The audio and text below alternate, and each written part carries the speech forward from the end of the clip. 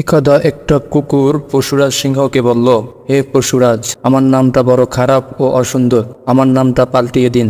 সিংহ বলল, তুমি তো বড় লোভী, এ নাম তোমার জন্য যথেষ্ট ও উপযুক্ত। কুকুর বলল, তাহলে আমাকে পরীক্ষা করে দেখে নিন, ভালো নামের কাজ করতে পারি কিনা। সিংহ কুকুরকে একটু মাংস দিয়ে বলল, এটি কাল পর্যন্ত তোমার কাছে আমানত রাখো, আগামীকাল তোমার কাছ থেকে এটি ফিরিয়ে নেব এবং তোমার সুন্দর দেখে একটি নাম রেখে দেব। কুকুর মাংস নিয়ে ফিরে গেল। অতঃপর যখন সে ক্ষুধা অনুভব করলো, তখন মাংসের টুকরার দিকে তাকিয়ে জিভে লালা ফেলতে লাগলো। খাবার ইচ্ছা থাকলেও নাম পাল্টাবার কথা স্মরণ করে ধৈর্য ধরে অপেক্ষা করতে লাগলো। কিন্তু এক পর্যায়ে যখনই তার প্রাকৃতিক লালসার উদ্রেক হলো, তখনই তার ধৈর্যের বাঁধ ভেঙে গেল। ও মনে মনে বলল, ভালো নাম নিয়ে আর কি হবে, কুকুরই তো ভালো নাম।